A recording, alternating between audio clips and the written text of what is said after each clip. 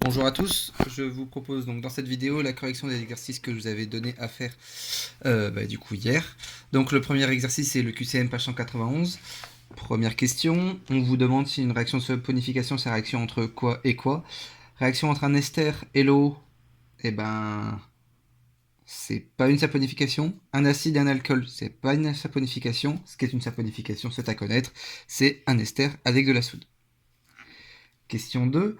La réaction de saponification est une réaction qui est, du coup, vous devez savoir que c'est une réaction qui est totale et lente. En plus, hein, vous avez le cours proposé par le livre qui est juste à côté quand vous faites le QCM. Donc, si elle est totale et lente, totale, c'est juste, rapide, c'est faux, limité, c'est faux. Question 3. Le rendement d'une réaction totale est... Alors là, du coup, est-ce que c'est toujours de 100%? Est-ce que c'est théoriquement de 100%? En fait, ça va être théoriquement de 100%, parce que la réaction peut être totale, on peut obtenir des rendements plus ou moins bons, ça dépend si on est allé... En plus, là, on est sur une réaction qui est lente, donc on peut faire la transformation, s'attendre à obtenir 100% de rendement, et au final n'avoir que 80 ou 90% de rendement. Donc la bonne réponse est théoriquement de 100%. Question 4. Lors de l'hydrolyse basique d'un triglycéride, on forme. Alors, si je prends un triglycéride, par exemple, donc le triglycéride, hein, pour rappel, c'est la molécule un peu en forme de E, c'est un triester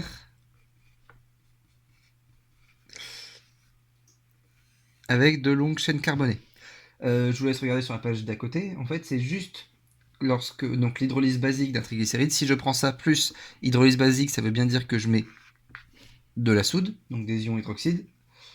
Donc dans ce cas-là, on est exactement dans la formation du savon. Donc du coup, lors de l'hydrolyse basique d'un triglycéride, on forme du glycérol, oui. Un triester, non. Du savon, oui. Question 5.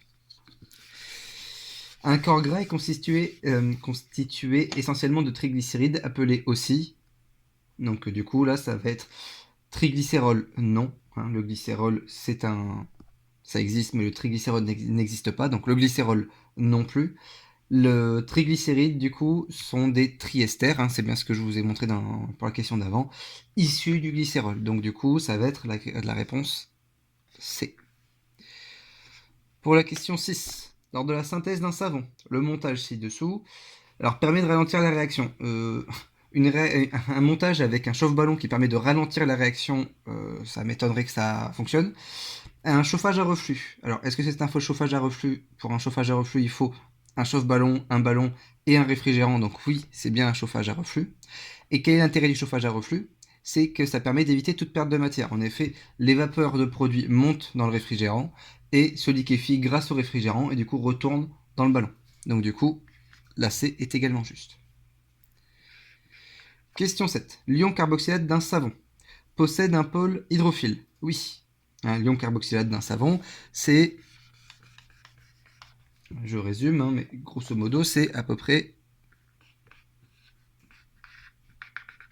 ça, x 3. Donc l'ion, excusez-moi, l'ion carboxylate d'un savon possède un pôle hydrophile. Il est juste ici, oui. Donc du coup, la A est juste. Possède une queue hydrophile. Alors la queue va être cette partie-là. Donc du coup, celle-ci, c'est une longue chaîne carbonée. Donc au contraire, elle est hydrophobe. Donc la B est fausse. Est-ce que c'est un ion négatif? Est-ce que c'est chargé? Oui, c'est chargé négativement. Donc c'est bien un ion négatif. Question 8. Si une eau est riche en ion calcium Ca2+, alors ça c'est pas quelque chose que je vous ai marqué dans le cours, je me demande un peu pourquoi il vous pose ce genre de questions, je vous enverrai juste après du coup l'élément de programme tel qu'il est, mais donc bon, la seule chose à savoir c'est que l'eau est dure et que le savon, en fait le savon ne s'y dissout pas facilement justement, donc il n'y a que la A qui est juste. Dans tous les cas, ça fait pas partie vraiment du programme, donc ne vous attendez pas à ce genre de questions au bac. Question 9. Ce schéma, alors est-ce que c'est une micelle ou un liposome? Pour bien voir la différence entre les deux, la micelle, ça va simplement être une seule... enfin, comment dire, tous les ions carboxylates vont être dans le même sens, c'est-à-dire les têtes hydrophiles d'un côté et les queues hydrophobes de l'autre. Alors que le liposome, il y en aura dans les deux sens, c'est-à-dire qu'il y aura des têtes hydrophiles de chaque côté. Donc du coup, ça représente une micelle. et pas un liposome. Et est-ce que ça a pour centre partie jaune une tache de graisse? Oui, parce qu'on voit bien que qu'est-ce qui est en contact avec du coup la tache jaune? C'est les queues hydrophobes, et du coup ce qui est hydrophobe va bien dissoudre les graisses, donc du coup la C est juste. Dernière question, un liposome est une micelle? Non. Possède 2 couches de phospholipides? Oui. Permet d'encapsuler des médicaments, comme écrit dans le cours? Oui. Voilà pour le QCM. Ensuite, pour le 6, page 193. Donc là, c'est un exercice normalement assez simple, mais sur les modes d'action d'un savon. Donc quel nom donne-t-on aux structures A et B ci-dessous, sachant que du coup le schéma représente l'ion carboxylique d'un savon? Eh bien, ce sont tout simplement des micelles. Une fois de plus, les têtes hydrophiles ne sont que d'un côté et les queues hydrophobes que d'un seul côté. Donc il y a une différence entre ce qu'il y a à l'intérieur, en type de milieu, et ce qu'il y a à l'extérieur. On n'a pas graisse à l'extérieur, graisse à l'intérieur, ou eau à l'extérieur, eau à l'intérieur. Donc ce sont bien des micelles et pas des liposomes. Question 2. Dans quel cas le centre de la structure est-il de l'eau? Le centre de la structure sera de l'eau quand il sera en contact avec des têtes hydrophiles, donc du coup ça sera pour la structure B, et ça sera de l'huile, donc un corps gras. Quand ce qui est au centre, ce sont les queues hydrophobes, donc du coup c'est la structure A. L'exercice 6 était normalement assez simple.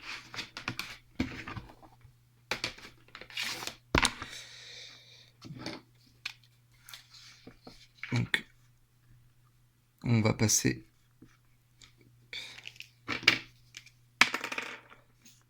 au 7, page 194, où cette fois-ci du coup on n'est plus sur une micelle mais un liposome. Donc on voit bien d'ailleurs sur le schéma qu'il y a les têtes hydrophiles à l'intérieur et les têtes hydrophiles à l'extérieur également. Donc je vais refaire le schéma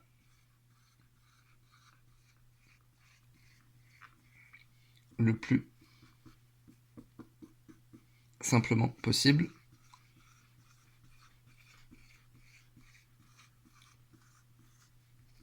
Et nous allons le légender du coup en reprenant ce qui vous est proposé dans l'exercice. Et du coup on a ceci. Donc du coup ce qu'on vous montre en premier c'est cet endroit-là. Cet endroit-là, donc ce qui est en bas à droite sur votre schéma, eh bien, est-ce que c'est une région hydrophile? Est-ce que c'est une région hydrophobe? Est-ce que c'est une bicouche de phospholipides? Ou est-ce que c'est le médicament dans un milieu aqueux? Déjà, ça a une couleur bleue, il y a des chances que ce soit pas de la graisse, mais plutôt de l'eau. Et en fait, c'est tout simplement une région hydrophile parce qu'on est en contact avec les sphères, c'est-à-dire les têtes hydrophiles. Donc du coup, ce sera la région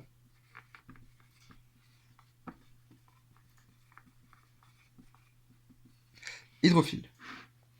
Ensuite, ce qu'on vous présente ici, là, ce sont carrément directement les têtes hydrophiles.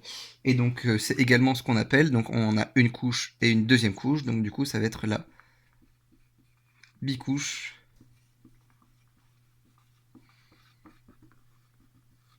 de phospholipides. Ensuite, donc du coup, sur celle qui est en haut à droite, on vous représente ce qui est en vert. Donc ce qui est en vert, c'est vraiment ce que je vous ai expliqué dans le cours, c'est ce fameux médicament qui va être coincé, protégé dans le liposome. Donc du coup, ça sera le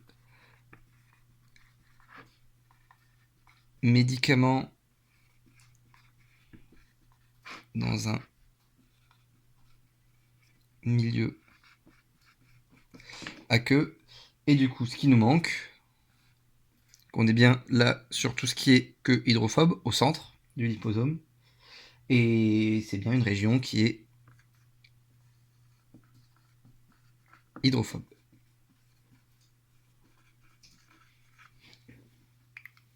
Voilà pour l'exercice 7.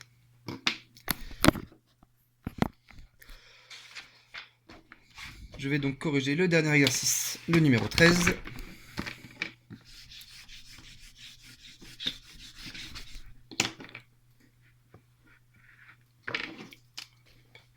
Donc le 13, page 196. Alors, quand on regarde, il y a énormément de textes et d'explications. Si on regarde déjà la première question, en fait, c'est très simple. on vous demande quel est le groupe caractéristique qui est encadré et de donner la formule semi-développée du groupe R2. Donc, ce qui est encadré, c'est un groupe ester, comme vous êtes maintenant censé le savoir, le faire. Et du coup, là, on a la formule topologique de R2 sur le grand schéma. Et donc, du coup, R2, ça va correspondre à... Donc, on a un trait. Donc, on a ça. Ici, c'est là où on est relié à l'oxygène, d'accord? Donc, ça reste. Ici, on a un angle, donc ça veut dire qu'on a un carbone. Et ici, on s'arrête, c'est-à-dire qu'on a un carbone. Et ensuite, qu'est-ce qui n'est pas affiché? Ce sont les hydrogènes. Ici, le carbone fait 2 liaisons, donc du coup, il en manque 2. Donc, on vous demande... Hop. Et ici, il fait une liaison, le carbone fait 4 liaisons, donc du coup, il manque 3 hydrogènes. Donc, voici le groupement R2. Question 2. L'oseltamivir, une fois ingéré, est transformé par une enzyme en ion carboxylate. Celui-ci agit alors sur le virus. On admet que l'enzyme joue le même rôle que l'ion hydroxyde H- sur le groupe caractéristique encadré. Donc, écrire la réaction entre cette molécule et l'ion hydroxyde. Donc là, on est exactement dans une réaction de saponification. Donc, on a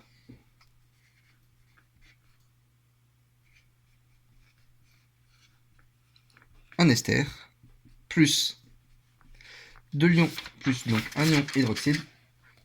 Et ça nous donne un ion carboxylate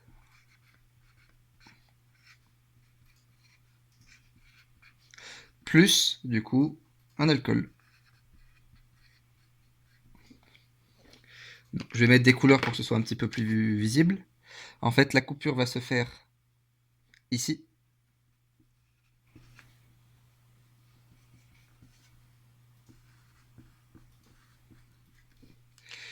Et hop.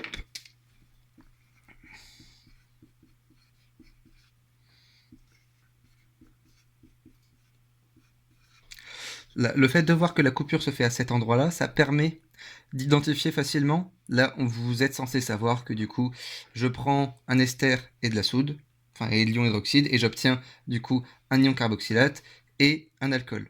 Mais pour savoir là, entre les deux R, R1 et R2 tels qu'ils sont écrits ici dans l'exercice, lequel est sur quelle formule, tout simplement, celui qui est tout seul là, il sera au niveau d'alcool. D'accord? J'ai bien mis les couleurs pour que ce soit assez clair pour tout le monde. Hop.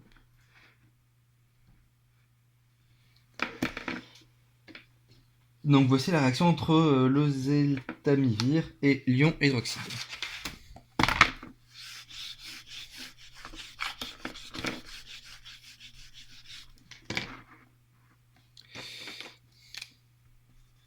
Question 3 maintenant. Comment nomme-t-on cette réaction? C'est une réaction de saponification, tout simplement. 4, encore une fois une autre question de cours. Nommer les deux caractéristiques de la réaction chimique précédente. Elle est lente et totale, j'en ai parlé dans le QCM. Et question 5. Donc, on vous dit que l'oseltamivir contient 75 mg de principe actif dans un comprimé de masse totale de 225 mg. Quelle est la masse théorique d'ion carboxylate obtenue après ingestion d'un comprimé? Donc, dans un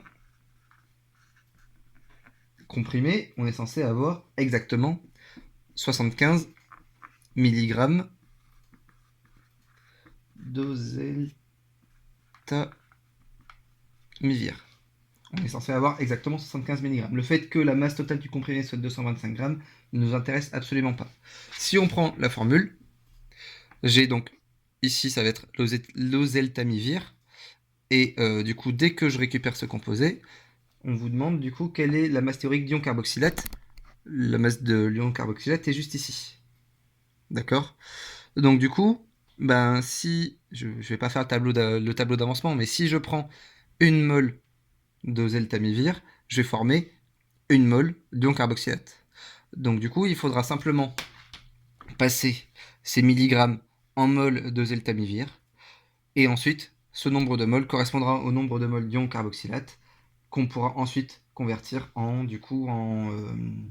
excusez-moi, qu'on pourra convertir en masse du coup théorique d'ion carboxylate obtenu. Et donc là, il faudra simplement faire un petit peu de réflexion sur la masse molaire, etc.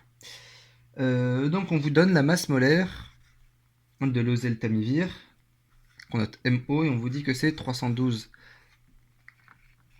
grammes par mol. Du coup, le nombre de moles d'oseltamivir, c'est du coup la masse divisé par la masse molaire. Et donc ça correspond à 75, attention, milligrammes, donc 75 fois 10-3. Faut bien penser à convertir en grammes, divisé par 312, ce qui nous donne un résultat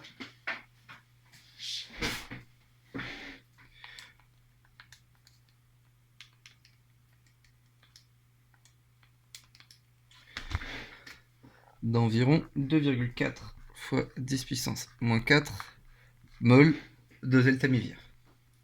Une fois ceci fait, on sait que du coup, le nombre de moles final d'ion carboxylate, il sera également de 2,4 fois 10 puissance moins 4 mol. Pourquoi? Par l'explication que je vous ai faite avec la réaction. Si j'ai une mole de celui-ci, d'oseltamivir, qui est consommée, alors je vais produire une mole d'ion carboxylate. Tout simplement. D'accord? Donc du coup, si j'ai 2,4 fois 10-4 mol d'oseltamivir au début dans le comprimé, après ingestion, je vais théoriquement produire donc 2,4 fois 10 puissance moins 4 mol d'ion carboxylate. Je vais continuer la question ici. Et c'est là qu'il va falloir essayer d'être un petit peu malin. En fait, quand on passe de l'oseltamivir à l'ion carboxylate, qu'est-ce qu'on retire dans la molécule?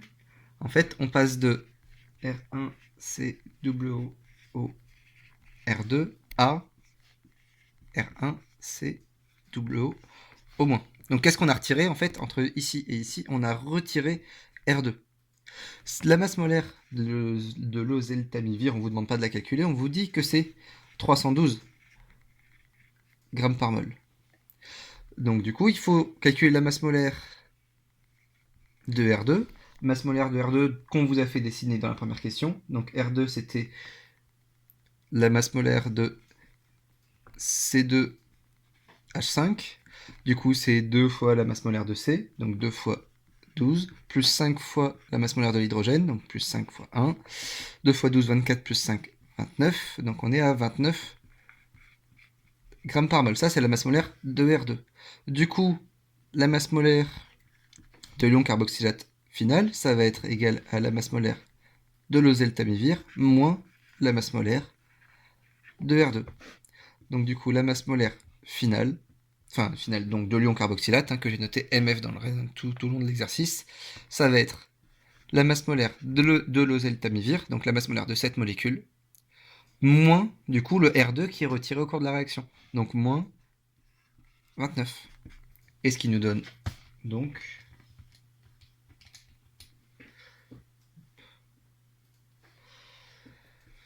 283 grammes par mol. On peut du coup arriver au final à calculer la masse d'ion carboxylate théorique. La masse du coup en grammes, ça va être du coup le nombre, le nombre de moles fois la masse molaire. Et du coup le nombre de moles, on l'avait tout à l'heure, c'est 2,4 fois 10 moins 4, multiplié par la masse molaire qu'on vient de calculer, qui est de 283. Donc, on est censé obtenir, du coup, j'obtiens un résultat de 6,792 fois 10 puissance moins 2. C'est donc ça, ce sont des grammes.